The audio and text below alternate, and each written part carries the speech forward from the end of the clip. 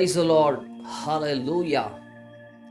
ನಮಗಾಗಿ ನಿಮಗಾಗಿ ಮನುಷ್ಯರ ಪಾಪಗಳಿಗಾಗಿ ತನ್ನ ಪ್ರಾಣವನ್ನೇ ಯಜ್ಞವಾಗಿ ಸಮರ್ಪಿಸಿ ಸತ್ತು ಹೂಣಲ್ಪಟ್ಟು ಮೂರನೇ ದಿನದಲ್ಲಿ ಮರಣವನ್ನು ಜಯಿಸಿ ಎದ್ದು ಬಂದು ಈಗಲೂ ಕೂಡ ಜೀವಿಸುತ್ತಿರುವಂತಹ ಕರ್ತನಾದ ಯೇಸು ಕ್ರಿಸ್ತನ ಹೆಸರಿನಲ್ಲಿ ನಿಮ್ಮೆಲ್ಲರಿಗೂ ಪ್ರೀತಿಯ ವಂದನೆಗಳು. ಪ್ರಿಯ ದೇವಜನರೇ, ದೇವರು ಯಾವಾಗಲೂ ನಮ್ಮನ್ನು ಕಾಯುವಾತನಾಗಿದ್ದಾನೆ.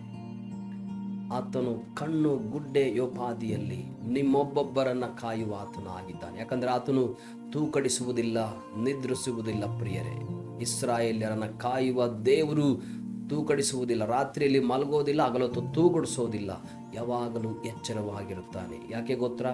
ಆತನು ನಮ್ಮ ಹಾಗೆ, ಮನುಷ್ಯರ ಹಾಗೆ ಆತನು ಮಾಂಸದ ರೂಪದಲ್ಲಿ ಇಲ್ಲವೇ ಇಲ್ಲ. ಆತ್ಮಸ್ವರೂಪನಾಗಿರುವ ದೇವರು ಆತನು ನಿದ್ದೆ ಮಾಡುವ ಅವಶ್ಯಕತೆ ಇಲ್ಲ.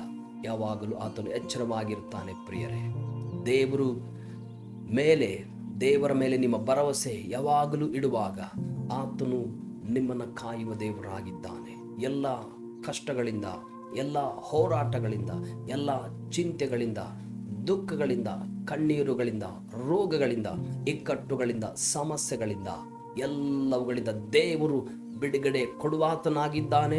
ಬಿಡುಗಡೆ ಕೊಡಲು ಶಕ್ತನಾಗಿದ್ದಾನೆ. ಆತನು ಮಾತ್ರವೇ ಬಿಡುಗಡೆ ಕೊಡುವ ದೇವರಾಗಿದ್ದಾನೆ. ಯಾಕಂದ್ರೆ ಆತನಿಂದ ಅಸಾಧ್ಯವಾದುದು ಯಾವುದೂ ಇಲ್ಲ. ಈ ಲೋಕದಲ್ಲಿ, ಪರಲೋಕದಲ್ಲಿ, ಯಾವುದೇ ಲೋಕದಲ್ಲಿ ಆತನಿಂದ ಅಥವಾ ದೇವರಿಂದ ಅಸಾಧ್ಯವಾದುದು, ಕರ್ತನಾದ ಯೇಸು ಕ್ರಿಸ್ತನಿಂದ ಅಸಾಧ್ಯವಾದುದು ಯಾವುದೂ ಇಲ್ಲ. ಪ್ರಿಯರೇ, ನಿಮ್ಮನ್ನು ಸಂತೈಸುವ ದೇವರು, ನಿಮ್ಮನ್ನು ಆಧರಿಸುವ ದೇವರು, ನಿಮ್ಮ ಕಣ್ಣೀರನ್ನು ಒರೆಸುವ ದೇವರು ಆತನಾಗಿದ್ದಾನೆ. ಮನುಷ್ಯನಿಗೋಸ್ಕರ ಅಥವಾ ನಿಮಗೋಸ್ಕರ ಸಮಸ್ತವನ್ನು ಕೊಡುವ ದೇವರು, ತನ್ನ ಪ್ರಾಣವನ್ನೇ ಕೊಟ್ಟಂತಹ ದೇವರು ಸಮಸ್ತವನ್ನು ಕೊಡದೆ ಇರುವನೇ ಎಲ್ಲವನ್ನ ನಿಮಗೋಸ್ಕರ ಕೊಟ್ಟಿದ್ದಾನೆ. ಪ್ರಿಯರೇ, ಎಲ್ಲವನ್ನ ದಾರಿ ಎರೆದಿದ್ದಾನೆ. ತನ್ನನ್ನೇ ಸಂಪೂರ್ಣವಾಗಿ ಮನುಷ್ಯನಿಗೋಸ್ಕರ ಸಂಪೂರ್ಣವಾಗಿ ಒಪ್ಪಿಸಿಕೊಟ್ಟನು. ಎಲ್ಲವನ್ನ ಕೊಡಲು ಆತನು ಸಿದ್ಧನಾಗಿದ್ದ. ಇನ್ನು ಮುಂದೆ ಹೋಗುವ ಆಲ್ರೆಡಿ ಕೊಟ್ಟು ಬಿಟ್ಟಿದ್ದಾನೆ. ನಿಮ್ಮ ಆತ್ಮನ ಕಣ್ಣುಗಳನ್ನು ತೆರೆದು ನೀವು ನೋಡುವುದಾದರೆ ಎಲ್ಲವನ್ನ ಕೊಟ್ಟು ಬಿಟ್ಟಿದ್ದಾನೆ.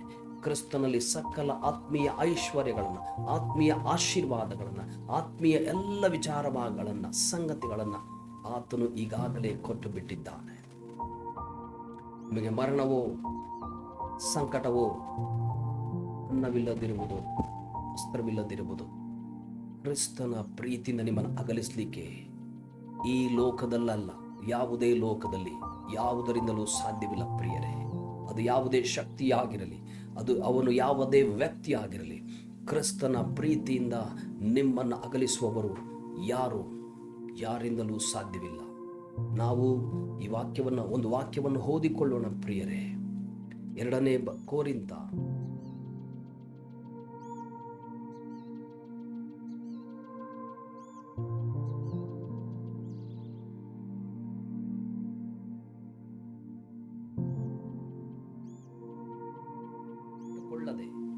ಸತ್ತವರನ್ನು ಎಬ್ಬಿಸುವ ದೇವರ ಮೇಲೆಯೇ ಭರವಸೆ ಬಿಡುವವರಾಗಬೇಕೆಂದು ಹೀಗಾಯಿತು. 2 ಕೊರಿಂಥ 1ನೇ ಅಧ್ಯಾಯ 9ನೇ ವಚನ ಪೌಲನು ಈ ರೀತಿ ಹೇಳ್ತಾನೆ, ನಾವು ನಮ್ಮ ಮೇಲೆ ಭರವಸೆ ಇಟ್ಟುಕೊಳ್ಳದೆ ಸತ್ತವರೊಳಗಿಂದ ಎಬ್ಬಿಸಿದ ದೇವರ ಮೇಲೆ ಭರವಸೆ ಇಡಬೇಕೆಂಬುದಾಗಿ ಇದಾಯಿತು ಎಂಬುದಾಗಿ ಹೇಳ್ತಾನೆ. ಸತ್ತವರೊಳಗಿಂದ ಎಬ್ಬಿಸಿದ ದೇವರ ಮೇಲೆಯೇ ಭರವಸೆ ಬಿಡುವವರಾಗಬೇಕೆಂದು ಹೀಗಾಯಿತು. ಅಲ್ಲಿ ಬಹಳಷ್ಟು ಕಷ್ಟಗಳು ಪೌಲನಿಗೆ, ಹೋರಾಟಗಳು, ಮರಣದ ಒಂದು ಸಾಯುವಂತಹ ಪರಿಸ್ಥಿತಿಯಲ್ಲಿ ಹೇಳ್ತಾನೆ. ಅಲ್ಲಿ ವಾಕ್ಯದಲ್ಲಿ 9ನೇ ವಾಕ್ಯನ ಹೇಳ್ತದೆ. 1ನೇ ಅಧ್ಯಾಯ 8ನೇ ವಚನ ಓದಿಕೊಳ್ಳೋಣ. ಸಹೋದರರೇ, ಅಸ್ಯ ಸೀಮೆಯಲ್ಲಿ ನಮಗೆ ಸಂಭವಿಸುವ ಸಂಕಟವನ್ನು ಕುರಿತು ವಿಚಾರಿಸುತ್ತೀರೋ? ಅದರಲ್ಲಿ ನಾವು ಬಲವನ್ನು ಮೀರಿದಂತ ಅತ್ಯಧಿಕವಾದ ಭಾರದಿಂದ ಕುಗ್ಗಿ ಹೋಗಿ ಜೀವ ಉಳಿಯುವ ಮಾರ್ಗವನ್ನು ಕಾಣದವರಾದವೆಂಬುದನ್ನು ನೀವು ತಿಳಿಯಬೇಕೆಂದು ಅಪೇಕ್ಷಿಸುತ್ತೇನೆ. ಮರಣವಾಗುತ್ತದೆಂಬ ನಿಶ್ಚಯವು ನಮ್ಮೊಳಗೆ ಉಂಟಾಯಿತು. ನಾವು ನಮ್ಮ ಮೇಲೆ ಭರವಸೆ ಬಿಟ್ಟುಕೊಳ್ಳದೆ ಸತ್ತವರನ್ನು ಎಬ್ಬಿಸಿದ ದೇವರ ಮೇಲೆ ಭರವಸೆ ಇಡುವವರಾಗಬೇಕೆಂದು ಹೀಗಾಯಿತು. ಇನ್ನೇನು ಸತ್ತು ಹೋಗ್ಬಿಟ್ವಿ. ಇಲ್ಲಿ ವಾಕ್ಯ ಹೇಳ್ತದೆ,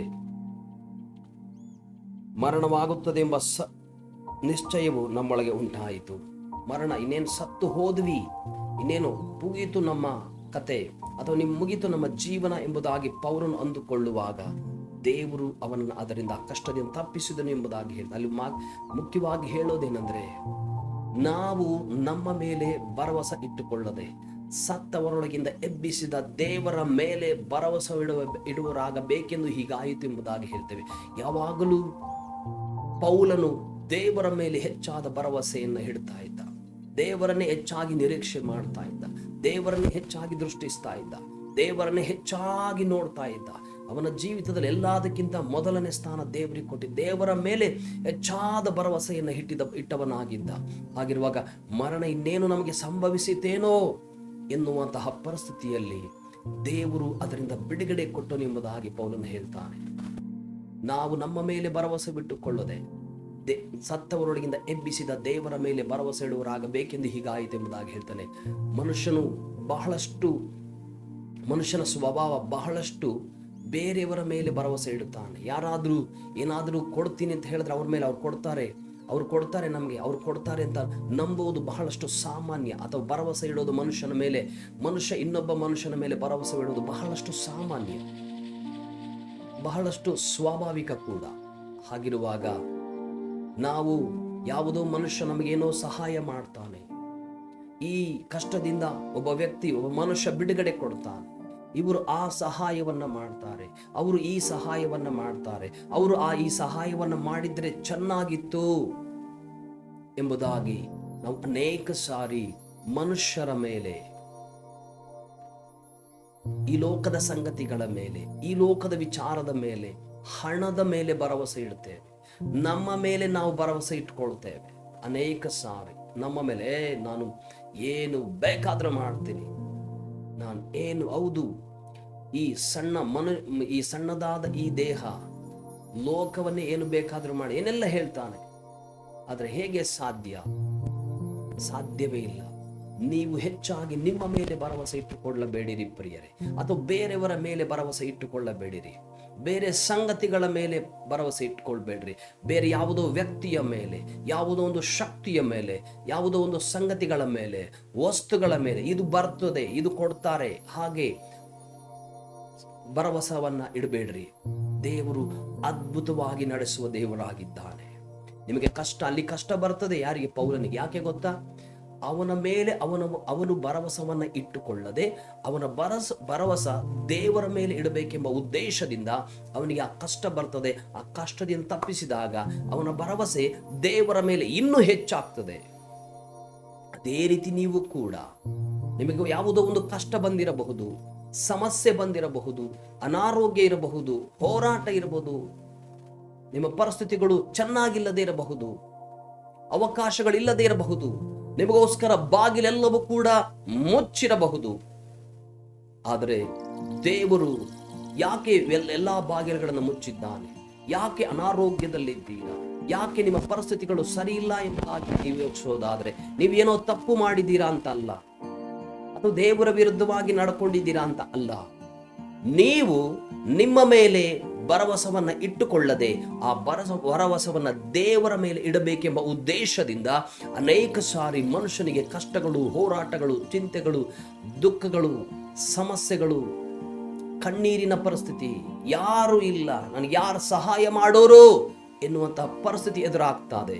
ಯಾಕಂದ್ರೆ ನೀವು ನಿಮ್ಮ ಮೇಲೆ ಭರವಸವನ್ನ ಇಡದೆ ದೇವರ ಮೇಲೆ ಭರವಸವನ್ನ ಇಡಬೇಕೆಂಬ ಉದ್ದೇಶದಿಂದ ಇವೆಲ್ಲವುಗಳು ಪರಿಸ್ಥಿತಿಗಳು ನಿಮಗೆ ಬರ್ತದೆ ಪ್ರಿಯರೇ. ಆಗ ಇವೆಲ್ಲ ಪರಿಸ್ಥಿತಿಗಳು ನಿಮಗೆ ಬಂದಾಗ ನನ್ನನ್ನು ಯಾರು ಕೈ ಹಿಡಿತಾರೆ, ನನಗೆ ಯಾರು ಸಹಾಯ, ನನಗೆ ಯಾರು ಆಶ್ರಯ, ನಾನು ಯಾರ ಮೇಲೆ ಭರವಸೆ ಇಡ್ಲಿ ಎಂಬುದಾಗಿ ನೀವು ಚಿಂತಿಸ್ತಾ ಇರ್ತೀರಾ. ದೇವರ ವಾಕ್ಯ ಇಲ್ಲಿ ಕ್ಲಿಯರ್ ಆಗಿ ಹೇಳುತ್ತದೆ, ಪೌಲನು ಇನ್ನೇನು ಮರಣ ಸಂಭವಿಸಿತೇನೋ ಎನ್ನುವಂತಹ ಪರಿಸ್ಥಿತಿಯಲ್ಲಿ ದೇವರು ಬಿಡುಗಡೆ ಕೊಟ್ಟು ಅದರಿಂದ ತಪ್ಪಿಸಿದನು ಎಂಬುದಾಗಿ. ಪೂರ್ತಿಯಾಗಿ ನಿಮ್ಮ ಏನು ಆಗದಿರುವಂತಹ ಪರಿಸ್ಥಿತಿ, ನಿಮ್ಮ ಮೇಲೆ ನೀವು ಭರವಸವನ್ನ ಇಟ್ಟುಕೊಳ್ಳದೆ ದೇವರ ಮೇಲೆ ಭರವಸೆ ಇಡಬೇಕೆಂಬ ಉದ್ದೇಶದಿಂದ ನಿಮ್ಮ ಕಷ್ಟಗಳು, ನಿಮ್ಮ ಹೋರಾಟಗಳು, ಚಿಂತೆಗಳು, ದುಃಖಗಳು, ಇಕ್ಕಟ್ಟುಗಳು ಏನೇ ಇದ್ರೂ ಕೂಡ ನಿಮ್ಮ ಭರವಸೆ ದೇವರ ಮೇಲೆ ಇಡಬೇಕು. ಆ ಭರವಸೆ ಇನ್ನೂ ಕೂಡ ದೇವರ ಮೇಲೆ ಹೆಚ್ಚಾಗಬೇಕು. ಆ ಒಂದು ನೀವು ಯಾವಾಗ ಕಷ್ಟದ ಮಧ್ಯದಲ್ಲಿ, ಹೋರಾಟದ ಮಧ್ಯದಲ್ಲಿ, ಚಿಂತೆಯ ಮಧ್ಯದಲ್ಲಿ, ಅಥವಾ ಯಾರೂ ಇಲ್ಲದೆ ನಿಮಗೆ ಸಹಾಯಕ್ಕಾಗಿ ಯಾರೂ ಇಲ್ಲದೆ ಇರುವಾಗ, ಯಾವಾಗ ಅಂತ ಸಮಯದಲ್ಲಿ ದೇವರ ಮೇಲೆ ಹೆಚ್ಚಾದ ಭರವಸೆಯನ್ನು ಇಡ್ತೀರೋ ಅದರಿಂದ ದೇವರು ತಕ್ಷಣ ಬಿಡುಗಡೆ ಕೊಡ್ತಾರೆ. ಆಗ ಬಿಡುಗಡೆ ಕೊಟ್ಟ ತಕ್ಷಣ ನಿಮ್ಮ ಭರವಸೆ ದೇವರ ಮೇಲೆ ಇನ್ನೂ ಹೆಚ್ಚಾಗ್ತದೆ ಪ್ರಿಯರೇ. ಹಾಗಿರುವಾಗ ನಿಮ್ಮನ್ನು ನೀವು ಆಲೋಚನೆ ಮಾಡಿಕೊಂಡ್ರಿ, ನಿಮ್ಮ ಭರವಸೆ ಯಾವುದರ ಮೇಲಿದೆ, ಯಾರ ಮೇಲಿದೆ, ಹೇಗೆ ನಿಮ್ಮ ಭರವಸೆ ಇದೆ, ಯಾವ ವಸ್ತುವಿನ ಮೇಲೆ ಇಟ್ಟಿದ್ದೀರೋ ನಿಮ್ಮ ಭರವಸೆಯನ್ನು, ಒಂದು ವ್ಯಕ್ತಿಯ ಮೇಲೆ ಇಟ್ಟಿದ್ದೀರೋ, ಒಂದು ಸಂಗತಿಗಳ ಮೇಲೆ ಇದೆಯೋ, ಪರಿಸ್ಥಿತಿಗಳನ್ನು ಅವಲಂಬಿಸಿದೆಯೋ ನಿಮ್ಮ ಭರವಸೆ. ಪರಿಸ್ಥಿತಿಗಳು ಬದಲಾಗ್ತಾ ಇರ್ತದೆ ಪ್ರಿಯರೇ, ಆದರೆ ನಿಮ್ಮ ಭರವಸೆ ಬದಲಾಗಬಾರದು. ಪರಿಸ್ಥಿತಿ ಬದಲಾದ ಹಾಗೆ ಅನೇಕರು ಪರಿಸ್ಥಿತಿ ಬದಲಾದ ಹಾಗೆ ಅವರ ಭರವಸೆಗಳು ಕೂಡ ಬದಲಾಗ್ತಾ ಇರುತ್ತದೆ. ದೇವರ ನಿಯಮ ಹಾಗಲ್ಲ. ದೇವರ ಮೇಲೆ ನೀವು ಹೆಚ್ಚಾದ ಭರವಸೆಯುಳ್ಳವರಾಗಬೇಕೆಂಬ ಉದ್ದೇಶದಿಂದ ಕೆಲವು ಸಮಯ ಅನೇಕ ನಿಮಗೆ ವಿರುದ್ಧವಾದ ಪರಿಸ್ಥಿತಿಗಳು, ನಿಮಗೆ ವಿರುದ್ಧವಾದ ಸಂಗತಿಗಳು ನಡೀತಾವೆ. ಆಗ ನೀವು ಎಂಥದೇ ಪರಿಸ್ಥಿತಿ ಬಂದ್ರು, ಎಂಥದೇ ಸಮಯ ಬಂದ್ರು, ಅವ್ರು ಯಾರೇ ಆಗಿರಲಿ, ಸಹಾಯ ಮಾಡುವ ವ್ಯಕ್ತಿಯ ಮೇಲೆ ಅಲ್ಲ ಭರವಸೆ ಇಡುವುದು, ಅವರ ಮೂಲಕ ಸಹಾಯ ಮಾಡಿಸಿದ ದೇವರ ಮೇಲೆ ನಿಮ್ಮ ಭರವಸೆ ಇಡಬೇಕು. ಹಣದ ಮೇಲೆ ಅಲ್ಲ ಭರವಸೆ, ಹಣವನ್ನು ಕೊಟ್ಟ ದೇವರ ಮೇಲೆ ನಿಮ್ಮ ಭರವಸೆ ಆಗಿರಬೇಕು. ಹಲ್ಲೆಲೂಯಾ. ನಿಮ್ಮ ಭರವಸೆ ಯಾವುದರ ಮೇಲಿದೆ? ಈ ಲೋಕವನ್ನು ನಂಬಿಕೊಂಡಿದ್ದೀರಾ? ಈ ಲೋಕ ಭರವಸೆಗೆ ತಕ್ಕದಾದ ಸ್ಥಳವಲ್ಲ ಪ್ರಿಯರೇ. ಈ ಲೋಕ ನಾಶನಕ್ಕಾಗಿ ಇಡಲ್ಪಟ್ಟಿದೆ. ಆದರೆ ದೇವರು ನಿನ್ನನ್ನು ನಾಶನಕ್ಕಾಗಿ ಕರೆದಿಲ್ಲ, ನಾಶವಾಗಲಿಕ್ಕಾಗಿ ಕರೆದಿಲ್ಲ. ನಿತ್ಯ ಜೀವವನ್ನ ಕೊಡ್ಲಿಕ್ಕಾಗಿ ನಿಮಗೋಸ್ಕರ ರಕ್ತವನ್ನು ಸುರಿಸಿದ್ದಾನೆ ಯೇಸು ಕ್ರಿಸ್ತ. ಬೇರೆ ಯಾವ ಉದ್ದೇಶದಿಂದ ಅಲ್ಲ. ಮನುಷ್ಯನಿಂದ ದೇವರಿಗೆ ಏನಾದ್ರೂ ಉಪಯೋಗ ಇದೆಯಾ? ನೀವು ಆಲೋಚನೆ ಮಾಡ್ರಿ, ಏನೂ ಇಲ್ಲ. ಆದ್ರೂ ಮಣ್ಣಿನಲ್ಲಿ ಮಾಡಿದಂತ ಈ ಸಣ್ಣ ದೇಹದ ಮೇಲೆ ದೇವರು ಯಾಕೆ ಅಷ್ಟೊಂದು ಪ್ರೀತಿಸ್ತಾನೆ? ಈ ಲೋಕವನ್ನು ಮನುಷ್ಯರಿಗೆ ಕೊಟ್ಟಿದ್ದಾನೆ. ಪರಲೋಕ ಆತನದಾಗಿದೆ. ಇಲ್ಲಿ ನಾವು ಈ ಲೋಕವನ್ನು ಆಳ್ವಿಕೆ ಮಾಡಬೇಕೆಂಬಂತಹ ಉದ್ದೇಶದಿಂದ ಆತನ ಮೇಲೆ ಭರವಸೆ ಇಟ್ಟು ನಿಮ್ಮ ಭರವಸೆ ಹೆಚ್ಚಾಗಲಿ ಪ್ರಿಯರೇ. ದೇವರು ನಿಮ್ಮನ್ನು ಆಶೀರ್ವಾದ ಮಾಡಲಿ. ನಾನು ನಿಮಗೋಸ್ಕರ ಪ್ರಾರ್ಥಿಸುವನಾಗಿದ್ದೇನೆ.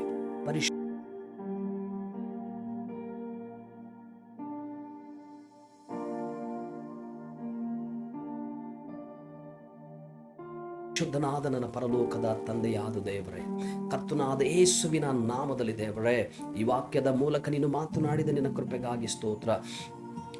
2 ಕೊರಿಂಥ 1:9 ಹೇಳ್ತದೆ, ನಾವು ನಮ್ಮ ಮೇಲೆ ಭರವಸವಿಟ್ಟುಕೊಳ್ಳದೆ ಸತ್ತವರೊಳಗಿಂದ ಎಬ್ಬಿಸಿದಾತನ ಮೇಲೆ ಭರವಸವಿಡಬೇಕೆಂದು ಹೀಗಾಯಿತು. ಹೌದು, ಮನುಷ್ಯನ ಮೇಲೆ ಭರವಸೆ ಇಟ್ಟುಕೊಳ್ಳಿಕ್ಕೆ ಸಾಧ್ಯವಿಲ್ಲ ದೇವರೇ.